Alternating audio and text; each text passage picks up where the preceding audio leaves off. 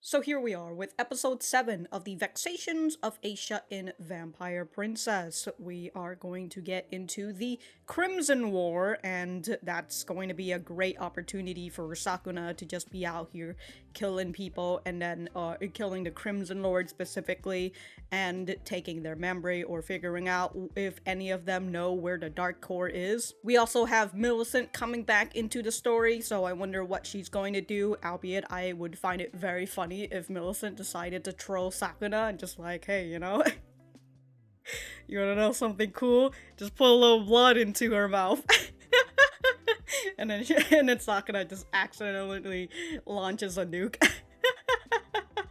We'll just have to see what's going to happen. If you guys like the video, like the video. If you dislike it, dislike it. I do have my full length up on Patreon and early access to non-seasonal and some seasonal shows on the YouTube memberships. Other than that, let us get started. That fugly t-shirt. I'm just a big fan. I'll even give it to you. Oh, they just let you out? Oh. Asking all the right questions. Oh, a letter. You want to leave Inverse Moon. If you've got business with me. Cause she already left?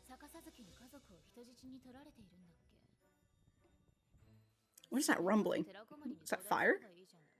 Should have talked to. Damn, Millicent is just like, just talk to Komari. You don't have the courage to exhaust every possible option. Yo! Hell yeah, dude. Millicent's just like, AL. Just give her some of your blood, you know? That reminds me, how the Sakuna's is, Wait, no. Well, it's something related to blood, right? Because I was thinking, how would her... Why can't I remember the fucking name of it? Where the hell did I write it?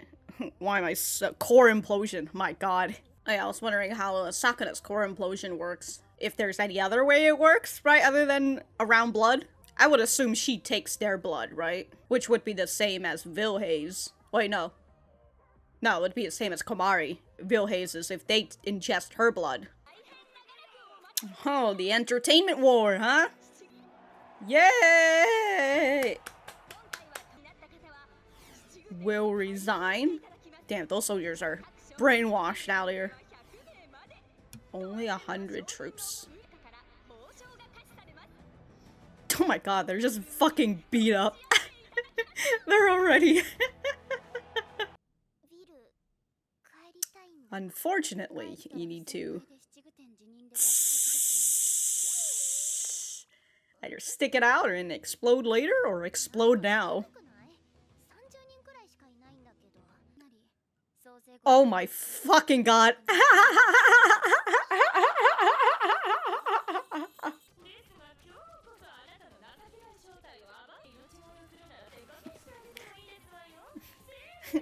I was just over here like, are they just gonna curb stomp the fucking stones?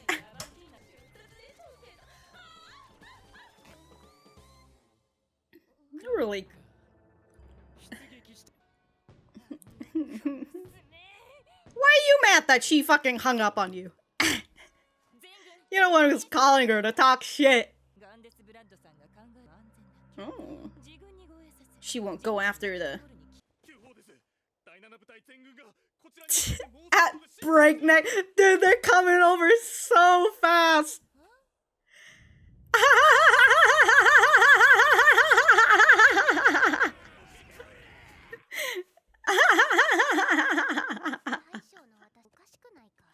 Oh, well, there's your dragon.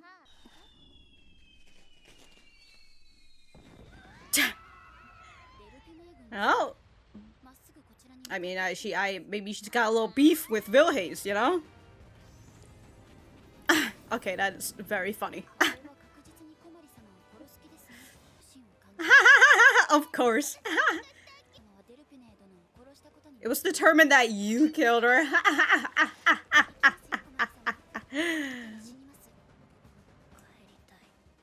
You're going to die if you go home. Look at her. Where else do you want her to touch?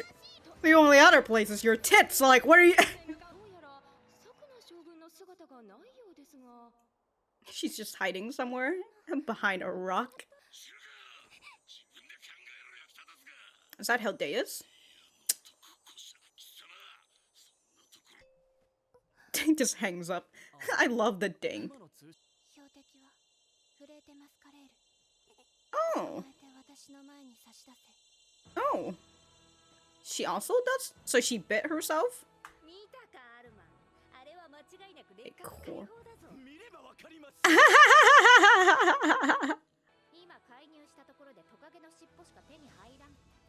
Yeah.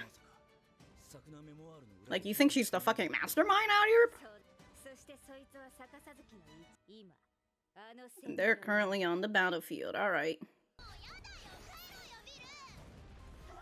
Your head's going to explode. If this was Battle Royale, you got that fucking collar over your neck. Yeah. And stick it out, Komari. Oh. Can't Bucephalus fly? Oh my god. He really just went straight into that rock. It was not me. You were not killed.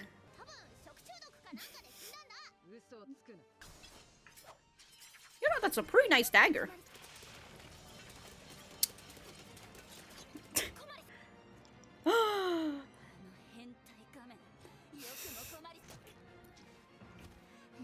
Oh my god. Right in her boob. Oh wait, no, it's right in her... Oh! It just explodes. Right in her stomach, huh?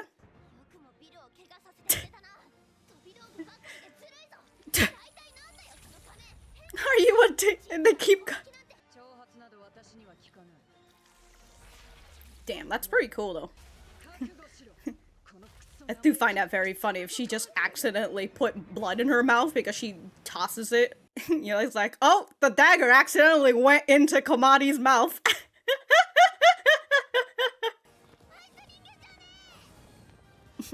Oh yeah, they're a vampire. Did you see that fucking horse in the background?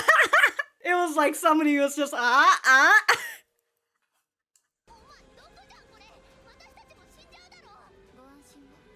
It only kills men? What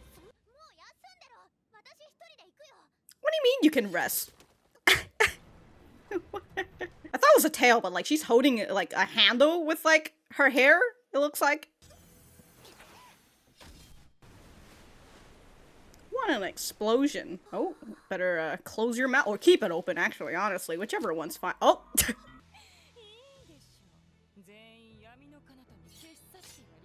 Oh my god, she's banishing them to the Shadow Realm.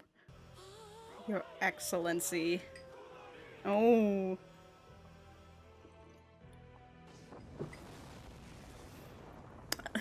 A literal nuke. Dropped a literal nuke. Damn, Hildeus and his men are just like, ah, yes, death. Whoo, felt the aftershock from there.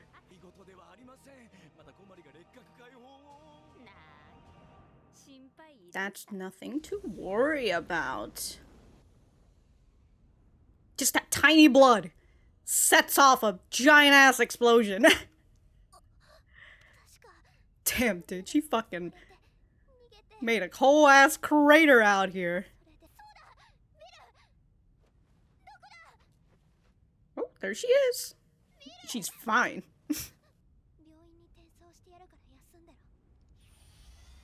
Damn, he had a teleporter this whole time? I guess that's why she's like, let's just go home.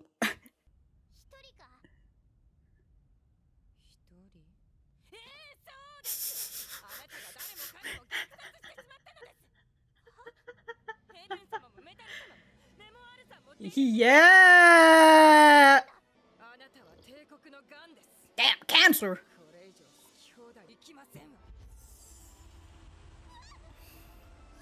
Oh no, she's banishing her to the Shadow Realm!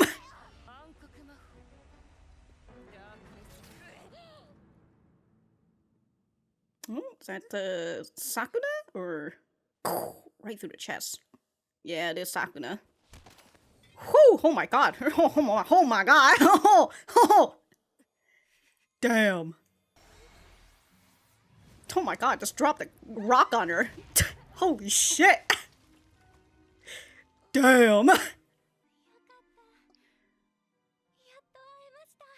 Oh no! Haven't you realized? Oh, I forgot. Tunnel vision. I forgot. I'm not strong. They only crushed her upper half? Hi. Anyone could do that. It's just us. About the terrorist stuff?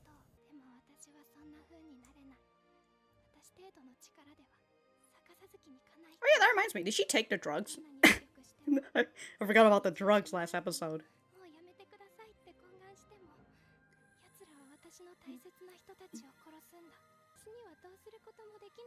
Got you on a short leash?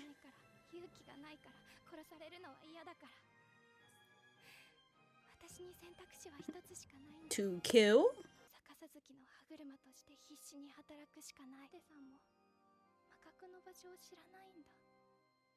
Who would have thought?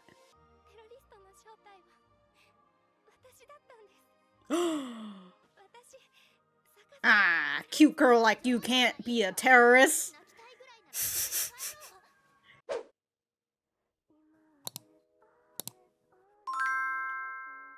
Alright.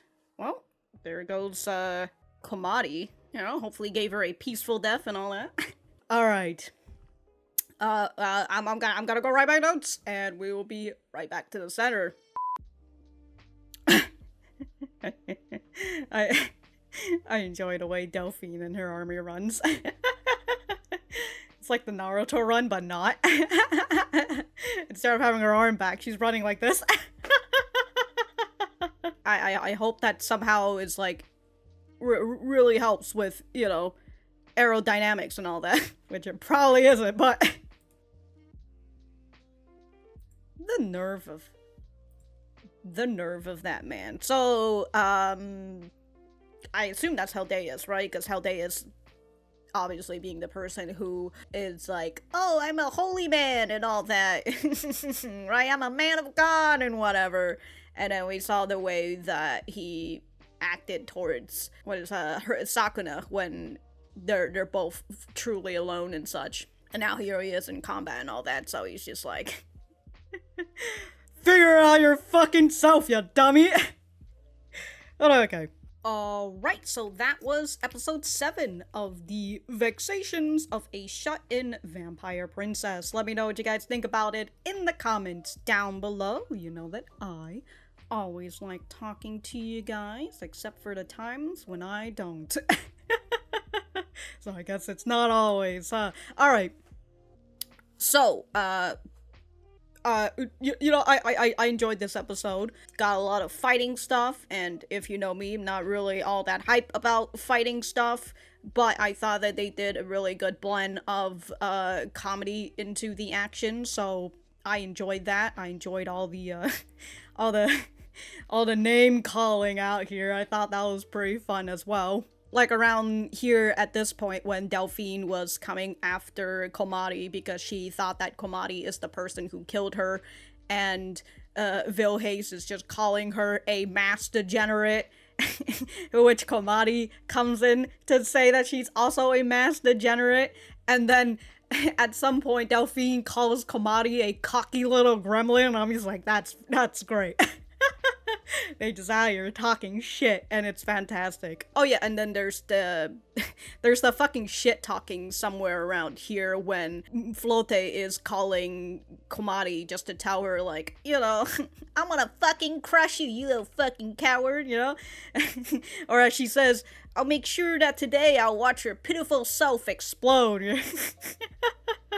And then all of her men comes up and they're just like, yeah, you know what? This lady right here, she's talking shit to our commander. And Flote is just over here like, you know, the way that Komari is, right? She's probably gonna get her men to stay there and protect her and whatever, right? She's probably not gonna, and they're probably gonna have to escort her and all that. That's just the way that she is, right? She's just a fucking coward. And then this guy comes on over and he's just like, I have urgent communication. All the members of the 7 units are advancing this way at breakneck speed. And Flote's just like, what the fuck? They're very, what is it? They're very irregular. And also because, since Flote doesn't kind of realize, and also the way that, the way that Komari doesn't realize it either, where she's just like, are they really going to leave me alone by myself? And it's because her subordinates, her army, has already seen her strength, so they know that she can protect herself. So they just, like, run off. They're just like, that's it, we're gonna fucking go after this woman. So I really enjoyed that as well. And then we've got Delphine showing off her blood magic and everything, and I was like, oh, that's pretty cool. And during the whole thing, I would assume they kind of want you to think about, like, well, it's literally blood. What if that just gets right into Komari's mouth? And, well, towards the end, it gets right into Komari's mouth because Vilhais tosses like an explosion or something. An explosion stone. The blood falls and it just, gets right into her mouth. And then this whole fucking place just explode. Holy shit, dude. She wiped out. She just fucking wiped out everybody. Which in the way that they showed it, I thought was, and also, you know, again, you get to see Heldeus and his men just out here praying. Because, you know, if they die for real or whatever, hopefully they'll get into God's heaven or God's kingdom or whatever, which he won't, but, you know, if it is true, you know, he definitely won't. Oh, actually, hold on. I think it's a scene right after this, because this is when Karen was just like, oh, wow, wait, hold on. Yeah, this is where Karen's just like, yeah, you see this fucking spell? It's pretty lit, haven't seen that in a while. Or actually, never thought I'd live to see the day. And Armand is worried. He's just like, this is nothing to worry, this is nothing to laugh at. Her core explosion is activated. And Karen goes and says, what? That's nothing to worry about. Which I'm just like, okay, that's, you know, like, Karen's just like, yeah, that's whatever. Whether that's just how her usual attitude is. But also, it's like the idea that even though, Komari isn't conscious during this time, her subconscious is still somehow telling her that, I don't know, Vilhais is her friend and that she shouldn't kill her. And also perhaps that she knows that Sakuna is her friend, so then she shouldn't kill her as well. Kind of gives me that idea that maybe, I was thinking that maybe Sakuna is just that strong, because we can see that she is very strong. She just thinks of herself as weak, and we'll talk about Sakuna in a bit. But it could also be the case that, again, Komari believes that Sakuna is her friend. So, you know, anybody who's within the friend list, they don't get friendly fire, except only a little bit, you know. They have a buff that takes down that takes down their damage when they get hit by Komari, you know. So it could potentially explain why the fact that Vilhais, she got caught in that blast, but she's fine. While everybody else kind of looks like they just got, I don't know, they got blasted off into the air or whatever, or they just disintegrated. I don't know, the Dark Core is just gonna have to, like, work really hard to put them all together. Vilhais is alive, Sakuna's alive. And again, it kind of makes me think about that whole idea of Vilhais talking about how you have people who are looking after you now, and even Karen talking about you're not alone anymore. And so, yeah, I was thinking about that, you know, it's that subconscious that's working for her and how she's able to not fire at her enemies for the most part. So I thought that was interesting, and that's pretty much all I wanted to talk about in terms of the battlefield stuff. So let's just go and talk about Sakuna. And also, in order to talk about Sakuna, we must talk about Millicent. And I just love Millicent just going in. She's just like, what the fuck is that fugly shirt? Are you making fun of me? So we can see that she's still got a disdain for Komari, but perhaps she does have just a tiny bit, just a tiny bit of respect for Komari. Whether, you know, if she knows that Komari can just really out here fucking kill her, but Komari herself doesn't realize that, and so she still goes into this act that we can see pisses other people off. As we saw during the battlefield, it pisses off Lotte, it pisses off Delphine, because Komari doesn't know what the hell's going on, so she's just like, I didn't do it, I didn't do anything. And Lotte's just like, bro, I just saw the explosion and you're the only one here. What the fuck do you mean you didn't do anything? Anyways, back to this conversation between Millicent and Sakuna. Sakuna is asking all the questions that us, the viewers, have, where she's just kind of like, why are you out of prison? Millicent says that she was in prison until recently. She's allowed to go out now. And as she asks, like, aloud, why? We just see her looking at a letter. She says, a lot happened. We hear a jingle. And this for just, like, not even a second before it cuts away into, you know, back to their conversation. So it's just like, okay, maybe, you know, she's repent in prison or whatever, as we've seen back in episode 4 when she comes to realize as Komari is giving her the mercy of death.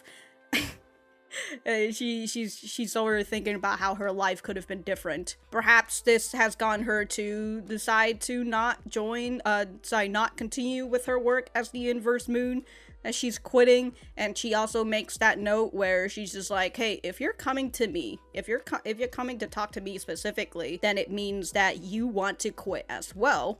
But as Millicent realizes from the way that Sakuna is, right? She knows that Sakuna wants to quit, but she doesn't have the courage to explore all her options.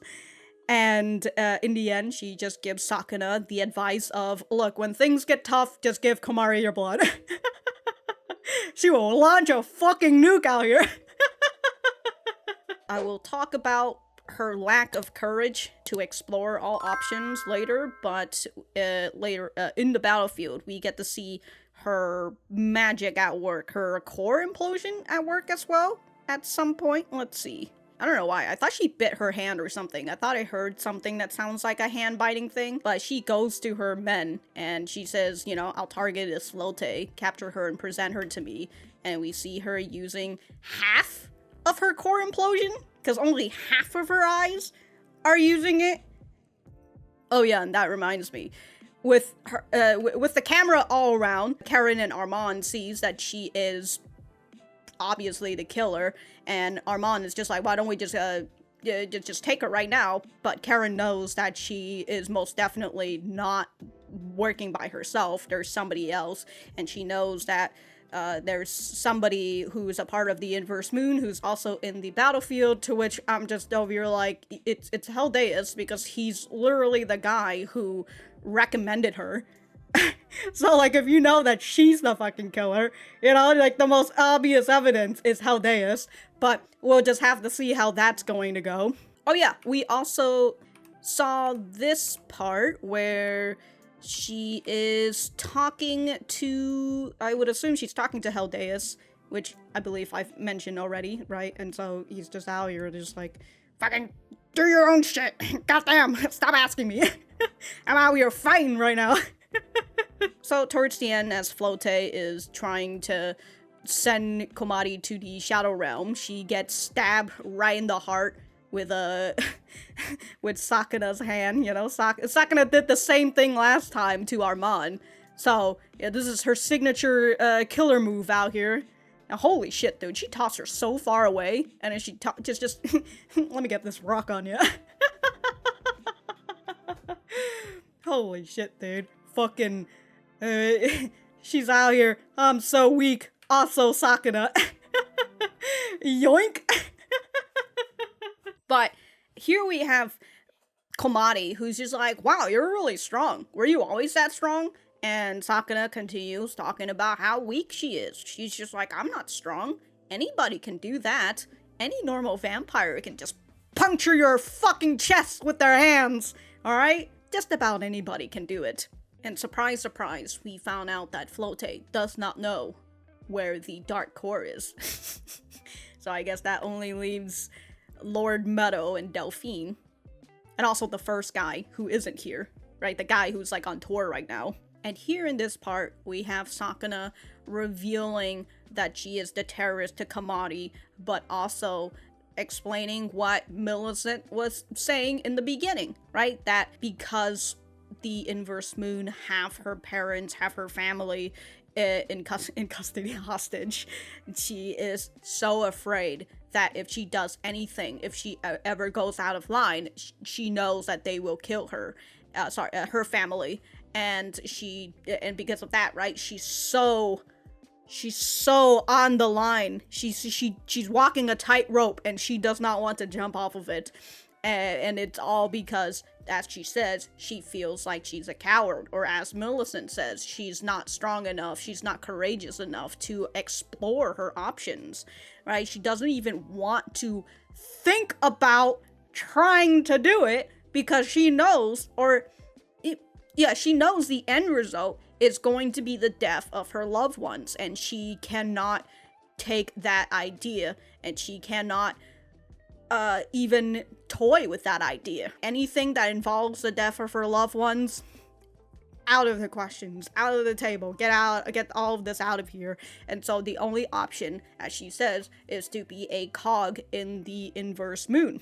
And, well, you know, I just said it, but in my notes I wrote Sakuna feels weak and cowardly, and that's why she continues to work for the inverse moon. And it seems like from the two people that we've seen who are working for the inverse moon, the both of them are weak in terms of their mind, because if they're weak-minded, it's a lot easier to keep them on a leash. It's easier to keep these people trained and do whatever that they need to be told, because they are not someone like Komari, who, despite her feeling like a very who feels like a coward, she is in the end very brave. As I mentioned back in episode 4, right, when she comes to the church alone, despite her being scared and despite her saying that she wanted to run away this whole time, she is going to step up for her loved ones.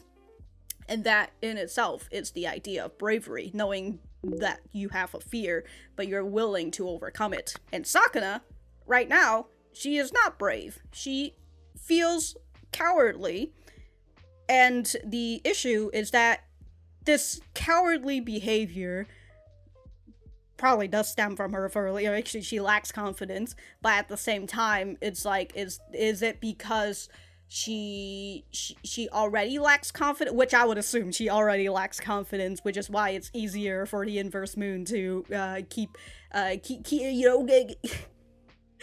their grasp on her.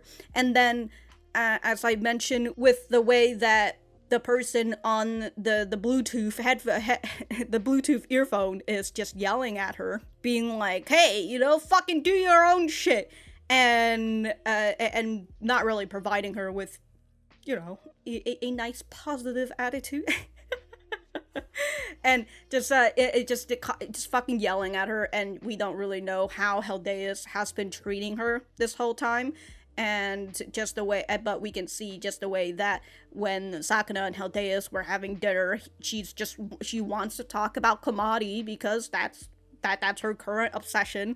And Heldeus is just out here, alright, I finished with my fucking steak, I'm out of here, see you later, right? And it makes her feel, I would assume, ignored and not wanted. And so giving this and also when she had to talk with the other person, which I still don't know who that is. It might just be Heldeus. I don't know, but Or is it Lord Metal this whole time? Oh my god. But the other person who was the part of the inverse moon, and when they were just yelling at her, you know, like, how many do you have in your family? How many? Right? Yelling at her. That causes her to blurt out how many family members that she have, and then they just go and they say, hey, if you don't fucking do this shit, we're gonna kill all your family. So you better fucking do your job. So it's a lot of it's a lot of emotional abuse. It's a lot of mental abuse that Sakuna is going through, and because of that, it allows the inverse moon to be able to just get her to do whatever.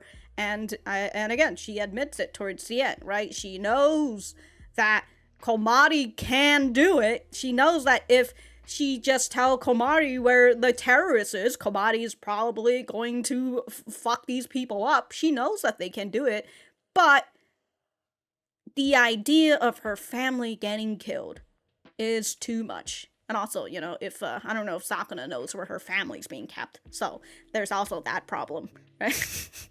If she's just a pawn of the inverse moon, I would assume she doesn't have all that much. Actually, you know what? Now that I think about it, she does have the power to look through people's memories. So if she really wanted to, which she can't because the option is not in her head, but if she wanted to, she could get Komari to go out and fucking kill people for her, and she knows that from Millicent that she just needs to give Komari her blood.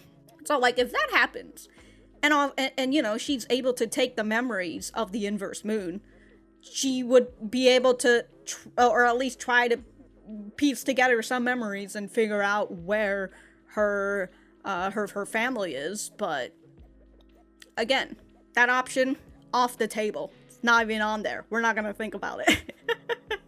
So I thought this was a pretty good episode, and we're going to end the second arc in the next episode, so we'll just have to see how the finale goes, and then, you know, we're heading off to our third arc, so that'll be fun. It seems like in the third arc, we'll finally see that one girl that I've been looking at in the... Actually, no, there's two girls in the poster who haven't shown up yet. But alright. You think Millicent was watching the entertainment war? Maybe she wasn't. I mean, she doesn't like the idea of war.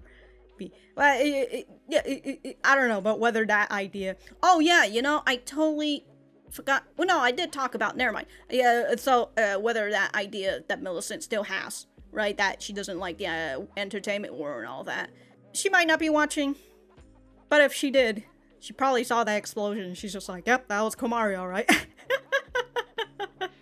But if I have anything else to say, I will write it in the description down below. Thank you guys for sticking around, and I will see you guys in the next episode.